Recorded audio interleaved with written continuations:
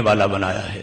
اس آیہ کریمہ کے آغاز میں خالق کائنات جل جلالہ نے سید عالم نور مجسم شفیع معظم صلی اللہ علیہ وسلم کو نبی کہہ کر جو خطاب کیا ہے اور بعد میں آپ کے جن اوصاف کو بیان کیا ہے، ان میں سے پہلا وصف یہ ہے کہ رب ذوالجلال نے آپ کو شاہد بنایا ہے۔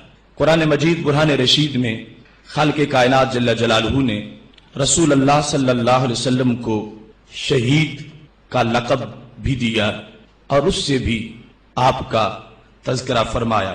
سورہ نحل کی آیت نمبر 99 میں خالق کائنات فرماتا ہے وَيَوْمَ نَبْعَثُ فِي كُلِّ أُمَّةٍ شَهِيدًا عَلَيْهِمْ مِنْ أَنفُسِهِمْ وَجِئْنَا بِكَ شَهِيدًا عَلَى هَؤُلَاءِ، وہ دن کہ جس دن ہم ہر امت میں ایک گواہ اٹھائیں گے۔ نَبْعَثُ فِي كُلِّ أُمَّةٍ شَهِيدًا عَلَيْهِمْ مِنْ أَنفُسِهِمْ، انہی پر انہی سے ایک گواہ قیامت کے دن ہم اٹھائیں گے۔ وَجِئْنَا بِكَ شَهِيدًا عَلَى هَؤُلَاءِ، اور آپ کو ان سب کے اوپر ہم گواہ بنائیں گے۔ ایسے ہی خالق کائنات جل جلالہ کا فرمان سورہ نساء میں آیت نمبر 41 ہے۔ رب ذوالجلال فرماتا ہے فَكَيْفَ إِذَا جِئْنَا مِن كُلِّ أُمَّةٍ بِشَهِيدٍ وَجِئْنَا بِكَ عَلَى هَؤُلَاءِ شَهِيدًا، تو کیسی صورتحال ہوگی جس وقت ہم ہر امت سے ایک گواہ لائیں گے، اور اے محبوب صلی اللہ علیہ وسلم آپ کو ہم سب کے اوپر گواہ بنائیں گے۔ تو یہاں آیات میں سید عالم نور مجسم شفیع معظم صلی اللہ علیہ وسلم کو شاہد بھی کہا گیا اور شہید بھی کہا گیا۔ شاہد اور شہید دونوں کا مادہ اشتقاق شین، ہا اور دال ہے۔ عربی زبان میں جہاں بھی یہ مادہ استعمال ہوتا ہے تو حقیقت کے لحاظ سے اس میں دو چیزوں کا معنی ضرور ہوتا ہے، ایک حضور ہوتا ہے اور دوسرا مشاہدہ ہوتا ہے، حاضر ہونا اور دیکھنا۔ یہ دونوں باتیں وہاں پر پائی جاتی ہیں جو صفات کے صیغے اس مادے سے مشتق کیے جاتے ہیں۔ امام راغب اصفہانی مفردات قرآن کے اندر ارشاد فرماتے ہیں الشہود والشہادۃ الحضور مع المشاہدۃ اما بالبشر او بالبصیرہ، کہ شہود کا لفظ ہو یا شہادت کا لفظ ہو تو اس کا معنی کیا ہوگا؟ الحضور مع المشاہدہ، کہ وہاں پر حضور بھی ہو اور مشاہدہ بھی ہو۔ تو شاہد اور شہید دونوں جس وقت شہادت سے بنے ہیں تو مطلب یہ ہوگا جو شاہد ہیں اور شہید ہیں حقیقی معنی کے لحاظ سے وہاں پر حضور بھی پایا جائے گا اور مشاہدہ بھی پایا جائے گا۔ جس بات کے وہ شاہد ہیں یا جس بات کے وہ شہید ہیں اس واقعہ کے پاس وہ حاضر بھی ہوں گے اور اس کا وہ مشاہدہ بھی فرمائیں گے۔ آگے مشاہدے کی انہوں نے دو اقسام بیان کر دی، اما بالبصر اور بالبصیرہ، یا وہاں پر مشاہدہ آنکھ کے لحاظ سے ہوگا یا دل کے لحاظ سے ہوگا، بہرحال مشاہدہ کا پایا جانا ضروری ہے۔ تو اس مجموعی معنی کو اگر ایک لفظ سے بیان کریں تو اس کو گواہ کہا جاتا ہے، اور اگر اس کو تفصیلی حیثیت میں بیان کریں تو اس کو حاضر و ناظر کہا جاتا ہے۔ یا ایھا النبی انا ارسلناک شاہدا، اے نبی غیب کی خبریں دینے والے، ہم نے تجھے شاہد بھیجا ہے، شاہد حالت میں بھیجا ہے۔ تو مطلب کیا ہے؟ آپ حاضر و ناظر ہیں، ہم نے آپ کو گواہ بنایا ہے۔ تو گواہ کی گواہی کے لیے یہ ضروری ہے کہ وہ جس کے گواہ ہیں اس کے بارے میں وہاں موجود بھی ہوں اور اس کا مشاہدہ بھی کریں۔ اگر ایک شخص کسی واقعہ کا گواہ بنتا ہے لیکن وہ وہاں موجود نہیں تھا تو اس کو گواہ نہیں کہا جائے گا، اور اگر موجود تھا مگر درمیان میں دیوار تھی، دیوار کے پیچھے کوئی واقعہ ہو گیا ہے تو پھر بھی وہ گواہی نہیں دے سکے گا کہ وہ اگرچہ قریب موجود ہے مگر اپنے سر کی آنکھوں سے وہ دیکھ نہیں رہا، اس کو مشاہدہ حاصل نہیں ہے، اس واسطے اس کو گواہ نہیں بنایا جائے گا۔ بالکل یعنی ایک لمحہ پہلے دیوار کے پیچھے آپ دیکھ کے آئے تھے کہ زید کھڑا ہے اور ادھر آنے کے بعد اسی کی آواز آ رہی تھی اور کوئی وقوع ہو گیا ہے تو شریعت مطہرہ میں آپ کی گواہی اس وقوع کے بارے میں معتبر نہیں ہے، اس واسطے کہ ہو سکتا ہے آواز سے مل جاتی ہے واقعہ کسی اور کا ہو، آواز تم زید کی سمجھ رہے ہو، تو چونکہ وہاں پر مشاہدہ نہیں ہوگا تو اس واسطے گواہی غیر معتبر ہو جائے گی۔ تو گواہ، قابل قدر گواہ اور معتبر گواہ، اس کے لیے ضروری ہے کہ وہ جس کا گواہ ہے اس کے بارے میں حضور بھی ہو اور مشاہدہ بھی وہاں پہ حاصل ہو۔ اب یہاں پر امام بیضاوی رحمت اللہ علیہ نے وَادْعُوا شُهَدَاءَكُم مِّن دُونِ اللَّهِ اس آیت کریمہ کی تشریح کے اندر لفظ شہید کے اور شاہد کے معنی پر بحث کی ہے۔ وہ فرماتے ہیں وَالشُّهَدَاءُ جَمْعُ شہید کہ آیت میں جو لفظ شہداء آیا ہے، وَادْعُوا شُهَدَاءَكُم تم اپنے گواہ بلا لو، تو شہداء شہید کی جمع ہے بمعنى الحاضر والقائم بالشہادت او الناصر او الامام۔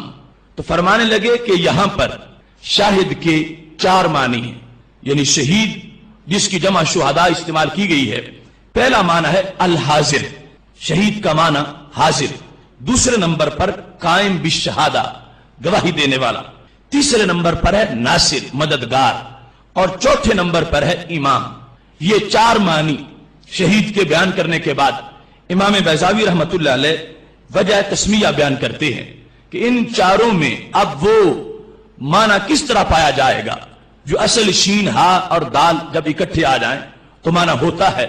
تو فرماتے ہیں لِأَنَّهُ سُمِّيَ بِهِ لِأَنَّهُ يَحْضُرُ النَّوَادِيَ وَيُبْرَمُ بِمَحْضَرِهِ الْأُمُورِ، ان کو، امام کو اور ناصر کو، ان کو کس واسطے شہید کہا جاتا ہے؟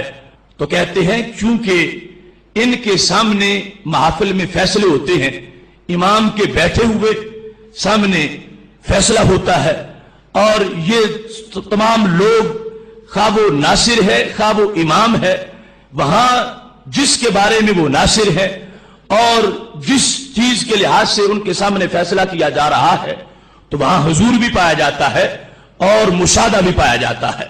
اگر کوئی گواہی دینے والا ہے تو اس میں بھی حضور ہوگا، اور اگر کسی کے سامنے فیصلہ کرنے کے لیے کسی کو پیش کیا گیا ہے تو اس میں بھی حضور پایا جائے گا اور مشاہدہ پایا جائے گا۔ تو چونکہ امام و ناصر کے لحاظ سے محافل کے اندر لوگ اپنے آپ کو پیش کرتے ہیں اور اپنے فیصلے کروانے کے لیے اپنے آپ کو حاضر کر دیتے ہیں، ان کے سامنے جب کسی کا حضور ہوتا ہے تو خود ان کا بھی حضور ہوتا ہے، وہ بھی موجود ہوتے ہیں اور ساتھ مشاہدہ بھی ہوتا ہے۔ اس واسطے امام بیضاوی کہنے لگے قائم بالشہادہ کو بھی شہید کہتے ہیں، حاضر کو بھی شہید کہتے ہیں، امام کو بھی شہید کہتے ہیں اور ناصر کو بھی شہید کہتے ہیں۔ ساتھ ہی فرمانے لگے اذ الترکیب للحضور، اس واسطے کہ یہ حروف جہاں آ جائیں شین ہا اور دال تو معنی حضور کا ہوگا، یہ پوری ترکیب جو ہے اس میں حضور والا معنی ہوتا ہے، لہذا ایسا نہیں ہو سکے گا کہ شاہد یا شہید تو ہو مگر حضور والا معنی نہ ہو۔ جس کو بھی شاہد کہیں گے یا شہید کہیں گے عربی زبان کے لحاظ سے اس میں حضور والا معنی ضرور موجود ہوگا، اما بالذاتی او بالتصور، یا تو بالذات حضور ہوگا، اور اگر بالذات ممکن نہ ہو سکا تو پھر بالتصور حضور ہوگا، جس طرح کہ شہادت علی الشہادہ کی صورتحال کے اندر بھی وہ حضور علمی طور پر پایا جاتا ہے۔ اب اس سے مزید وضاحت کرتے ہوئے فرماتے ہیں وَمِنْهُ قِيلَ الْمَقْتُولُ فِي سَبِيلِ اللَّهِ شہید، یہی سبب ہے کہ جو اللہ کے راستے میں مقتول ہو اس کو شہید کہا جاتا ہے، حالانکہ قرآن مجید میں اسے مقتول کہا گیا وَلَا تَقُولُوا لِمَنْ يُقْتَلُ فِي سَبِيلِ اللَّهِ وَلَا تَقُولُوا لِمَنْ يُقْتَلُ فِي سَبِيلِ اللَّهِ أَمْوَاتٌ، اللہ کے راستے میں جن کو قتل کیا گیا ان کو تم مردہ نہ کہو۔ اب قرآن نے لفظ مقتول بولا، یقتل وہ ہے جس کو قتل کیا گیا تو وہ مقتول ہے، لیکن ہم اسے کیا کہتے ہیں کہ وہ شہید ہے۔ تو شہید کیوں کہتے ہیں، سبب اس کا کیا ہے؟ تو امام رازی، امام بیضاوی رحمت اللہ علیہ کہتے ہیں 2 وجہ ہے کہ جن کی وجہ سے ہم اس کو شہید کہتے ہیں، اور ہمارے کتب دین کے اندر 5-6 وجوہات ان کی علیحدہ موجود ہے۔ اس وقت اختصار سے امام بیضاوی نے جو 2 وجوہات بیان کی ہیں وہی بیان کر رہا۔ لِأَنَّهُ حَضَرَ مَا كَانَ يَرْجُوهُ، جو اللہ کے راستے میں قتل ہوا اس کو شہید اس لیے کہا جاتا ہے کہ اسے جس چیز کی تڑپ تھی اور امید تھی وہ اس کے پاس حاضر ہو گیا ہے، اسے رب کے جلووں کی تڑپ تھی وہ اللہ کے جلووں کے پاس حاضر ہو گیا، اس کو اپنے ثواب کی تڑپ تھی اور طلب تھی، وہ ثواب کے پاس حاضر ہو گیا، اس کو جنت سامنے نظر آنے لگی، تو جو کچھ اس کی مرضی تھی اور اسے مطلوب تھا، اس کا جو مقصود تھا، یہ اس کے پاس حاضر ہو گیا ہے، اس واسطے اب اس کو مقتول نہیں کہا جاتا، اس کو شہید کہا جاتا ہے۔ لہذا حضور والا معنی اس میں پایا گیا۔ دوسرے طور پر کہتے ہیں اول ملائکۃ حضروہ، یا اس کو اس لیے شہید کہا جاتا ہے کہ اس کے پاس فرشتے حاضر ہو گئے ہیں، اس کی زیارت کے لیے، اس کی ملاقات کے لیے، اس پر گواہی دینے کے لیے کہ اس نے اپنی جان اللہ کے دربار میں پیش کر دی ہے، فرشتے اس کو دیکھنے آئے ہیں، تو چونکہ فرشتے اس کے پاس حاضر ہو گئے اور مشاہدہ کر رہے ہیں، اس واسطے حاضر بمعنی محضور بھی ہوتا ہے کہ جس کے پاس حاضر ہو گیا ہو اس کو بھی حاضر کہا جاتا ہے۔ تو اس بنیاد پر بھی شہید کو، مقتول فی سبیل اللہ کو شہید کہا جاتا ہے کہ اس کے پاس فرشتے حاضر ہو چکے ہیں۔ امام بیضاوی رحمۃ اللہ علیہ کی اس وضاحت سے یہ پتا چلا کہ حاضر کا لفظی معنی جو ہے اور شہید کا جو مطلب ہے، اس کے لحاظ سے جہاں بھی لفظ شہید کا استعمال ہوگا، کہتے ہیں ترکیب دلالت کرے گی، وہاں پر حضور بھی ہے، مشاہدہ بھی ہے، اور جو اللہ کے راستے میں مقتول ہوا اس کو شہید کہا جاتا ہے۔ اس کے دو سبب ہیں، یا تو یہ حاضر ہے کس کے پاس، جو اسے چاہیے تھا اس کے پاس، اللہ کے جلوے کے پاس، یا یہ اپنے ثواب کے پاس حاضر ہو چکا ہے، یا اس کے پاس فرشتے حاضر ہو چکے ہیں۔ تو دونوں اسباب ہیں جن کی وجہ سے مقتول فی سبیل اللہ کو شہید کہا جاتا ہے۔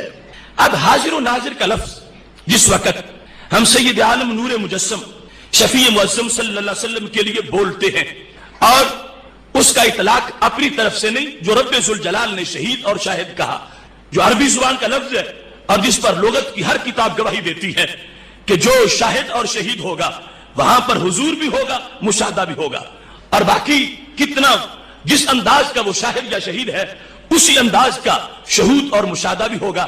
اب ایک شخص جو ہے وہ ایک گھر کے اندر ایک واقعے کا گواہ ہے، تو اس کا مطالعہ گھر تک ہوگا، وہاں حضور ضروری ہے اور وہاں مشاہدہ ضروری ہے۔ ایک شخص محلے کے معاملے کا گواہ ہے تو وہاں اس کا حضور بھی ضروری ہے، وہاں مشاہدہ بھی ضروری ہے۔ ایک شخص کسی شہر کے کسی معاملے کا گواہ ہے تو اس کا وہاں حضور بھی ضروری ہے اور مشاہدہ بھی ضروری ہے۔ اور میرے محبوب علیہ السلام کائنات کے لیے مطلقاً رب ذوالجلال کی طرف سے شاہد بنا کے بھیجے گئے ہیں، لہذا کائنات یوں ہے جیسے ہاتھ کی ہتھیلی پیرائی کا دانہ ہوتا ہے، آپ اس کا مشاہدہ بھی فرما رہے ہیں اور اس کے پاس موجود بھی ہیں۔ سوچنے کی بات ہے کہ رب ذوالجلال جب یہ فرماتا ہے کہ ہم نے تجھے شاہد بنایا، تو خالق کائنات ایک بڑے وصف کو اجاگر کرنا چاہتا ہے۔ تو عمومی طور پر شاہد تو ہر بندہ ہے، کوئی بندہ ایسا نہیں جو شاہد نہ ہو، ہر بندہ کسی نہ کسی بات کا شاہد ہے، کتنا ہی گیا گزرا کیوں نہ ہو، وہ جہاں بیٹھا ہے ساتھ بیٹھے ہوئے کا شاہد ہے، جسے دیکھ رہا ہے اسے شاہد ہے، گلی میں جا رہا ہے شاہد ہے، کسی نہ کسی چیز کا مشاہدہ کر رہا ہے، ہر وقت شاہد ہے۔ تو یہ کون سی شان تھی جس کو رب نے اجاگر کرنا تھا؟ تو رب ذوالجلال کا قرآن بول رہا ہے کہ جب اللہ نے اس کو صدر مقام پر بطور وصف کے بیان کیا ہے تو اس کے شاہد کے معنی کو محدود نہ سمجھو، اس شان کے مطابق سمجھو جس شان کے مطابق رب ذوالجلال نے بھیجا ہے۔ اگر چھوٹی چھوٹی باتوں کا معاملہ ہوتا تو شاہد کوئی شان نہیں تھی، لیکن رب ذوالجلال نے ان کو ذرے ذرے کا گواہ بنایا ہے، لہٰذا یہ بہت بڑی شان دے کے عطا فرمایا ہے۔ ہم نے تجھے شاہد بنایا، شہید بنایا، اور پھر اس امت کے لیے نہیں، پہلی امتوں کے لیے بھی، جمی امم کے لیے گواہ بنا دیا گیا، اور ان کے لیے سرکار دو عالم نور مجسم شفیع معظم صلی اللہ علیہ وسلم کے فیصلے، آپ کی گواہی پر قیامت کے دن فیصلے ہونے والے ہیں۔ وہ تفصیلات اس وقت میں بیان نہیں کرتا، لیکن حاضر و ناظر کا لفظ جو کہ لفظ شاہد کا ایک ترجمہ ہے، اس میں جس وقت ہم اس کا اطلاق کرتے ہیں تو پہلے معنی کے لحاظ سے جو امام بیضاوی رحمۃ اللہ علیہ نے بیان کیا کہ حاضر وہ ہے جو کسی کے پاس خود حاضر ہو، تو اب حاضر بمعنی موجود ہوگا۔ محبوب علیہ الصلوۃ والسلام حاضر و ناظر ہیں تو کائنات میں موجود ہیں اور اس کو دیکھ رہے ہیں۔ اب وہ مطلب جو عام لوگ اس میں یہ شک نکالنا چاہتے ہیں کہ حاضر تو چھوٹا بڑے کے دربار میں ہوتا ہے اور تم پیغمبر کو حاضر کہتے ہو، معاذ اللہ اس میں توہین ہے، تو میں یہ بتانا چاہتا ہوں جس وقت یہ فاعل کے معنی میں ہم لے رہے ہیں تو اس وقت یہ بمعنی موجود ہوگا، اور عربی زبان کا اصل جو اطلاق ہے اس میں اس کے لحاظ سے کسی طرح بھی کہیں یہ موجود نہیں ہے کہ جہاں حضور ہو وہاں یہ ضروری ہو کہ چھوٹا ہی بڑے کے پاس حاضر ہو. حاضر یہ غائب کے مقابلے میں ہے. جو موجود نہیں ہے وہ غائب ہے اور جو موجود ہے وہ حاضر ہے. آگے اس کی شان دیکھیں گے. اگر چھوٹا ہے تو چھوٹے ہونے کے لحاظ سے ہوگا اور اگر سب سے بڑا ہے تو پھر حضور ان کے مرتبے کے مطابق ہوگا. لہذا یہ پہلا معنی حاضر فاعل کے لحاظ سے. اب یہاں پر بمانا موجود سے مناسب اس کا مطلب سامنے ہوگا. اور اگر دوسرا معنی لیں پھر ہوگا حاضر بمانا محضور. جس طرح کہ وہ بندہ جو اللہ کے راستے میں شہید ہوا تھا فرشتے پاس اس کے آئے مگر شہید نام اس کا پڑ گیا. آئے فرشتے اس کو دیکھنے, فرشتے حاضر ہوئے مگر کہا اسے گیا کہ یہ شہید ہے. اس کے پاس محضور یہ بنا کہ اس کے پاس کوئی حاضر ہوا لیکن اس کو شہید کہا گیا. تو ایسے ہی سید عالم نور مجسم شفیع معظم صلی اللہ علیہ وسلم کو دوسرے لحاظ سے جو ہم حاضر کہتے ہیں تو معنی کیا ہوگا کہ آپ محضور ہیں. آپ کی خدمت میں کائنات کا ذرہ ذرہ حاضری دینے والا ہے. آپ اس کے ناظر ہیں, وہ حاضر ہے اور بس آپ پر اس طرح اطلاع کیا جا رہا ہے جیسے وہ مقتول فی سبیل اللہ جو ہے حضور تو فرشتوں کے لحاظ سے تھا مگر شہید اس کو کہا جاتا ہے. ایسے ہی سید عالم نور مجسم شفیع معظم صلی اللہ علیہ وسلم پر لفظ حاضر تو بولا جائے گا. مطلب یہ ہوگا کہ محضور ہیں یعنی وہ جن کے پاس اپنے آپ کو کوئی حاضر خدمت کر رہا ہے. حاضر و ناظر کا یہ مفہوم اپنی وسعتوں کے ساتھ اس کو ہم دو اقسام میں تقسیم کر سکتے ہیں. سب سے پہلا معنی اور وہ معنی بھی بڑا لذیذ ہے, یا ایھا النبی انا ارسلناک شاہدا, اے نبی ہم نے تجھے گواہ بنایا ہے, حاضر و ناظر بنایا. تو کس کا گواہ بنایا؟ یہ رب ذوالجلال نے ذکر نہیں کیا اور یہ قانون ہے المطلق یجری علی اطلاق ہی. جہاں مطلق لفظ ہو ہم اپنی طرف سے وہاں پر کوئی باؤنڈری نہیں بنا سکتے تو پھر علی اطلاق ہوگا کہ محبوب ہم نے تجھے مطلقاً گواہ بنایا. کس کس کا گواہ, کس کس فرد کا گواہ؟ فرمایا شاہدہ, ہم نے تجھے گواہ بنایا ہے. تو پہلا معنی کیا ہوگا؟ امام سلمی کہتے ہیں پہلا معنی یہ ہوگا رب فرما رہا ہے شاہد لنا, ہم نے تجھے اپنا گواہ بنایا ہے, اپنے دربار کا حاضر و ناظر بنایا ہے. یہ حاضر و ناظر کا پہلا معنی ہے. فرمایا ہم نے تجھے اپنا گواہ بنایا ہے. تو مطلب کیا بنا؟ محبوب لوگ تجھ سے میرے بارے میں پوچھیں گے اور دنیا کو یہ تڑپ ہے کہ ہمیں پتا چلے رب کیسا ہے, رب کی ذات کیا ہے, رب کی صفات کیا ہے, رب کا جمال کیا ہے, رب کا اختیار اور قدرت کیا ہے, رب کا علم کیا ہے. تو میرے محبوب ہم نے تجھے اپنا گواہ بنایا ہے. جس نے میری رحمت دیکھنی ہو وہ تجھے دیکھے, جس نے میری قدرت دیکھنی ہو وہ تمہارے پاس جائے, جس نے میرا علم دیکھنا ہو وہ تم سے پوچھے. ہم نے تجھے اپنی ذات کا بھی گواہ بنایا ہے, اپنی صفات کا بھی گواہ بنایا ہے. شاہد لنا یہ پہلا معنی ہے, ہم نے تجھے اپنا گواہ بنایا. اور ہر بندہ چاہتا ہے رب کو ملوں, رب کو دیکھوں, اس کے پاس جاؤں, مگر کہاں سفر کرے, کس جانب جائے, کہاں بیٹھے اور کہاں جا کے رب کو ڈھونڈے, کس ایک جہت میں رب کو کیسے تلاش کرے گا. اگر کوئی مغرب کی طرف جا رہا ہے تو کیا مشرق میں رب نہیں ہے؟ اگر کوئی جنوب کی طرف جا رہا ہے تو کیا شمال کی طرف رب نہیں ہے؟ اگر کوئی اوپر کی طرف جا رہا ہے تو کیا یہ زمین اس پر رب کائنات کے جلوے نہیں ہیں؟ بحر و بر میں خشک و تر میں ہیں تیرے جلوے عیاں, ہر جگہ رہتا ہے لیکن پھر بھی ہے تو لامکان.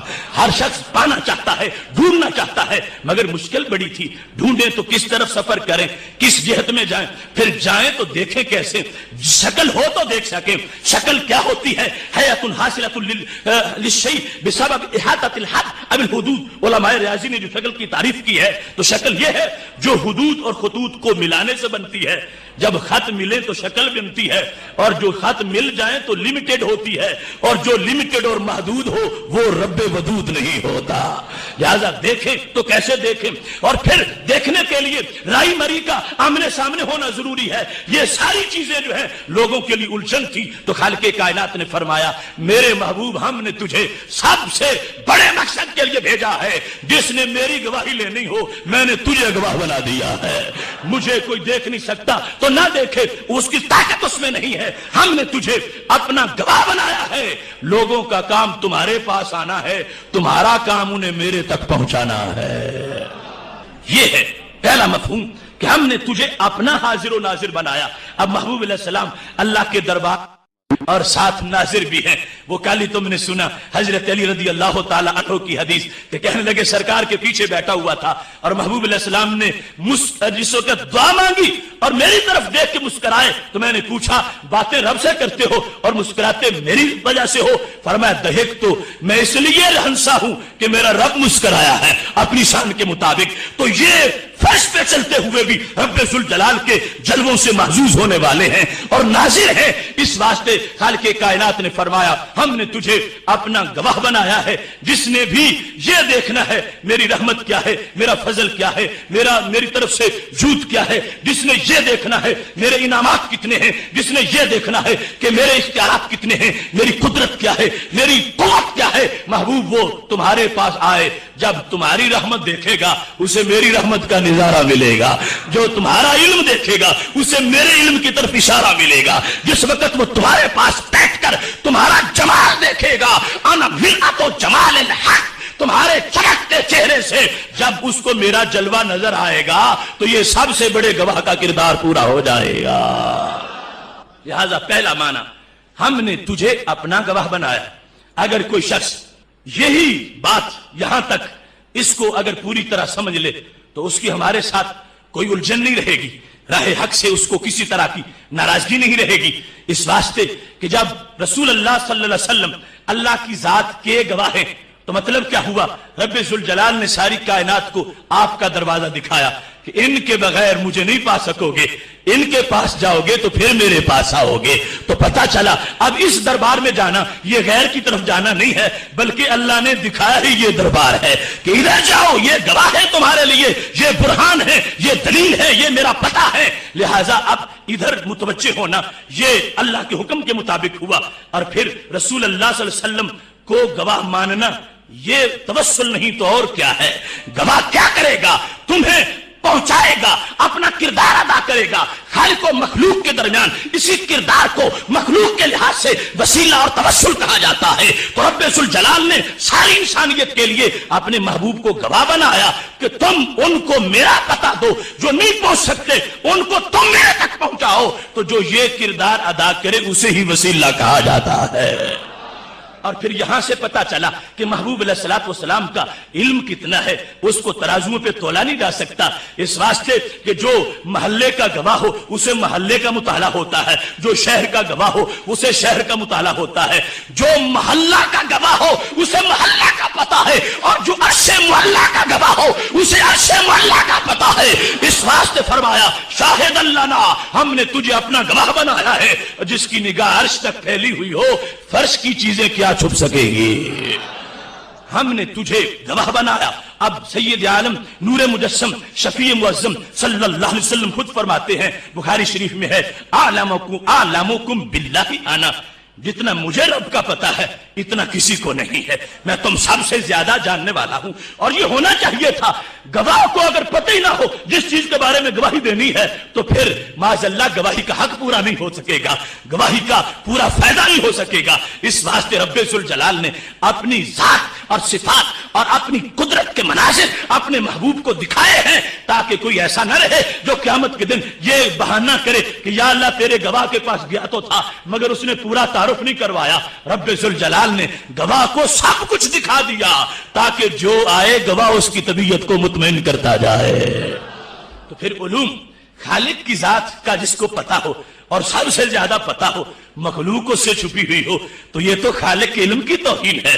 مخلوق کا علم تو خالق کے علم کی تمہید میں آ جاتا ہے. لہذا جس وقت تمہید میں وہ علم آ چکا ہے تو یہ ماننا پڑے گا کہ جب آپ گواہ ہیں اور حاضر و ناظر, یہ لفظ اگر کوئی بدعت وہ نہیں بھی بولتا, گواہی بولے پھر بھی بھاگ نہیں سکے گا. پھر بھی ہمارے دائرہ علم کے اندر اس کو جگہ دیا جائے گا کہ جب محبوب علیہ السلام کو رب ذوالجلال نے گواہ بنایا ہے تو کسی ایسے کو گواہ نہیں بنایا جاتا جو لوگوں کو متوجہ نہ کر سکے اور قائل نہ کر سکے. خالق کائنات کا آپ کو گواہ بنانا یہ اس بات کا اعلان تھا کہ لوگوں ہم نے ان کو ہر عیب سے پاک پیدا فرمایا ہے. जितना बड़ा दावा हो उतनी बड़ी दलील होती है, जितने कहले बरकत दावा हो उसी स्टेटस का गवाह होता है। रब की तौहीद से बड़ा कोई दावा नहीं और माहे मदीना से बड़ा कोई गवाह नहीं। लिहाजा आपकी जात को हर ऐब से पाक मानना ये तौहीद के लिए जरूरी है, हमारे अकीदा तौहीद के लिए कि रब्बुल जलाल की तौहीद का इस अंदाज में इस बात कि पूरी तरह यकीन से उसको साबित किया जा सके। इसके लिए जरूरी है कि जो तौहीद के गवाह हैं उनमें कोई ऐब ना हो, कोई कमी ना हो, कोई नुकसान ना हो। लिहाजा ये एक आयत और इस एक आयत का एक लफ्ज मेरे इस नाकिस मुताला के मुताबिक मैं शेख सदर से ऐलान करता हूं, जिसको जिस मसले का शक होगा हमारे साथ फिक्री महाज पर, हम इस एक लफ्ज से हर मसले का हल उसके सामने इंशाअल्लाह पेश कर देंगे।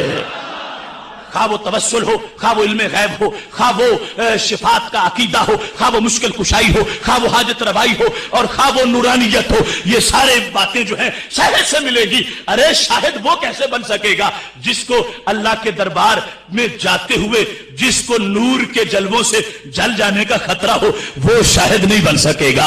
और जो चला जाए और जले ना, सही सलामत वापस आए, तो मानना पड़ेगा ये वो नूर है जो अल्लाह ने सारे अनवार से कामिल पैदा फरमाया है।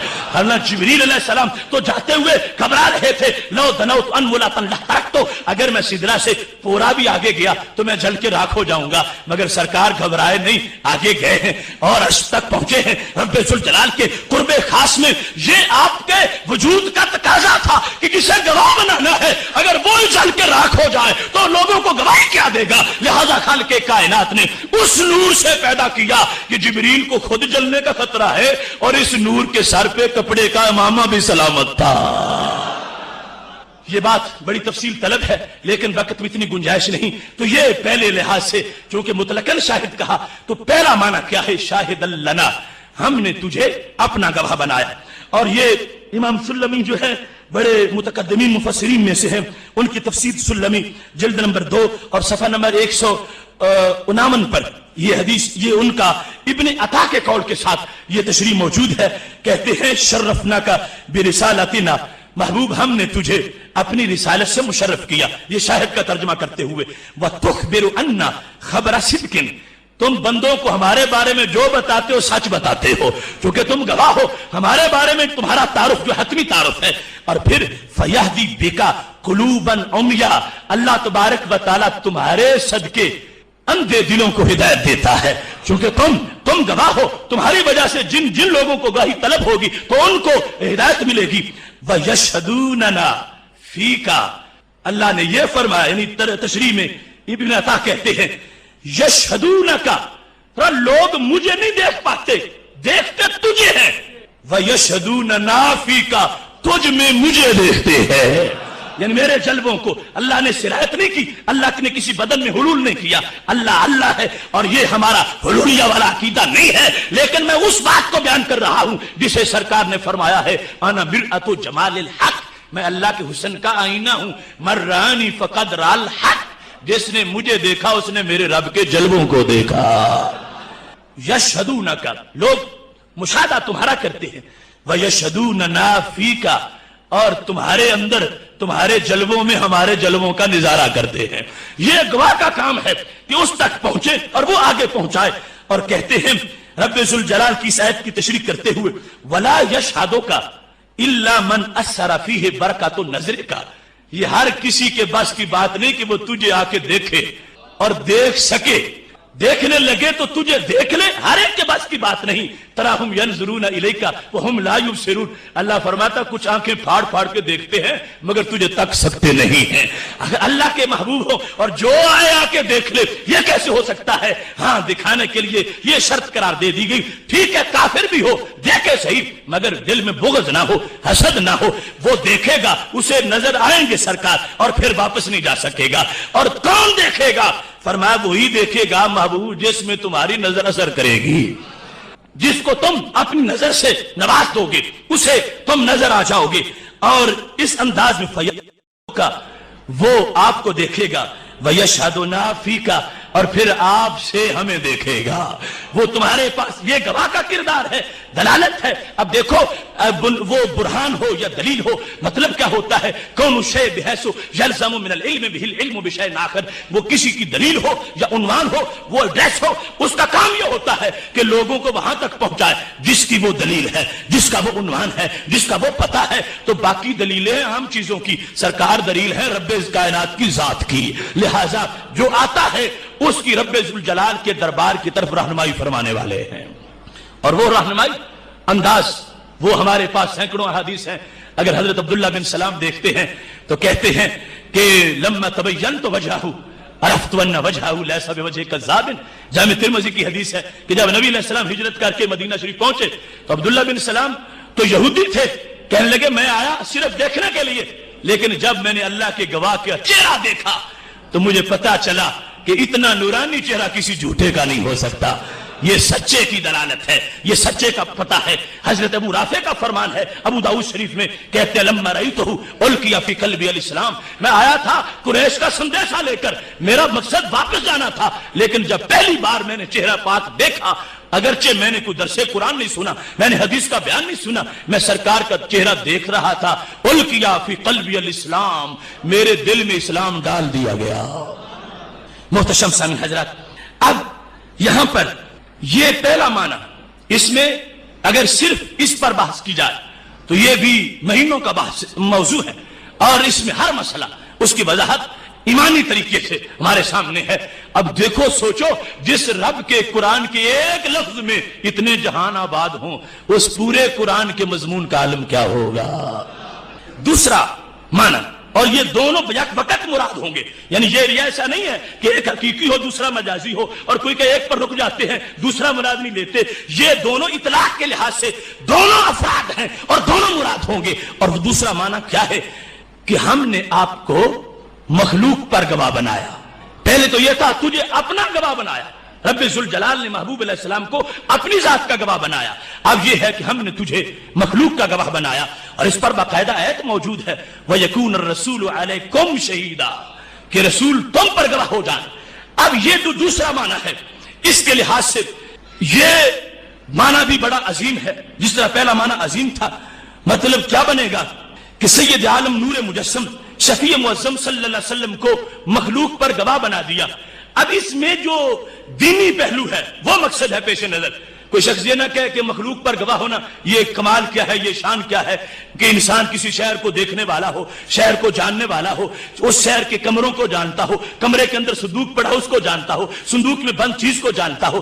اس کا دین کے ساتھ کا تعلق کیا ہے؟ تو میرے بھائیوں, دین کے ساتھ تعلق یہ ہے کہ رب ذوالجلال فیصلے فرمائے گا تو معاملات کے فیصلے گواہیوں پر ہوں گے, اور یہ معاملات دین کے لحاظ سے جس وقت گواہی پر موقوف ہے تو پتہ چلا اس لحاظ سے کائنات کا مشاہدہ اور مطالعہ یہ بھی ایک دین کا حصہ ہے. لہذا سید عالم نور مجسم شفیع معظم صلی اللہ علیہ وسلم جب قیامت میں حضرت نوح علیہ السلام اللہ کے دربار میں پیش ہوں گے اور یہ کہہ رہے ہوں گے میں نے تو تبلیغ کی ہے, امت کہے گی یہ آئے نہیں ہمارے پاس, یہ تو بولنا ہی نہیں. وہ کہیں گے میں نے 950 سال کی ہے, تو امت نہیں مانے گی. تو اللہ فرمائے گا گواہ پیش کرو, تو اس وقت محبوب کی گواہی سے کام پورا ہو جائے گا.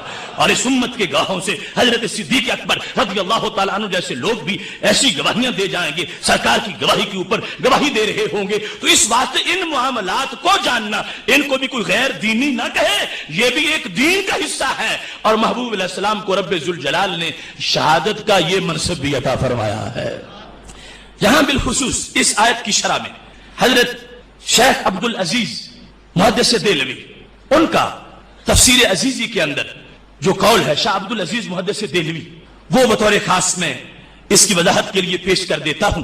وَيَكُونَ الرَّسُولُ عَلَيْكُمْ شَهِيدًا, تو کہتے ہیں باشد رسول شما بر شما گواہ ہوں گے, تمہارے رسول تم پر گواہ, زیرا کہ او مطلع است بنور نبوت بر رتبہ ہر متدین بدین خود, کہ در کدام درجہ از دین باشد, کہ سید عالم نور مجسم کو رب ذوالجلال نے تم پر گواہ بنایا ہے. کس چیز کا گواہ؟ شاہ عبدالعزیز کہتے ہیں اللہ تعالیٰ نے سرکار کو ہر بندے کے ظاہر باطن کا علم عطا فرمایا ہے کہ اس کے دل میں دین کس درجے کا ہے, اس کا تقوی کس درجے کا ہے، اس کی پرہیزگاری کس درجے کی ہے، یہ کیا جبریل آئے تو آپ کو پتا چلتا ہے؟ شاہ عبدالعزیز کہتے نہیں، بنور نبوت، یہ نبوت کا فیض ہے جس سے سرکار کو پتا چلتا ہے کہ خالق کائنات فرما رہا ہے ہم نے محبوب، ہم لوگوں تم پر اپنے پیغمبر کو گواہ بنایا ہے، اور وہ بتاتے ہیں کہ حقیقت ایمان اونچی بندے کی، ہر بندے کی حقیقت ایمان کیا ہے، کیا کافر ہے یا مومن ہے، مومن ہے تو کتنا مومن ہے، ایمان اندر کی حیثیت ہے اور دین باہر کا رنگ ہے، وہ سجدے کرتا ہے تو کتنے کرتا ہے، اس کے ہاتھ خیرات کرتے ہیں تو کتنی کرتے ہیں۔ شاہ عبداللہ دیے ہوئے نور نبوت سے ہر بندے کا قیامت تک ظاہر بھی جاننے والے ہیں، باطن بھی جاننے والے ہیں۔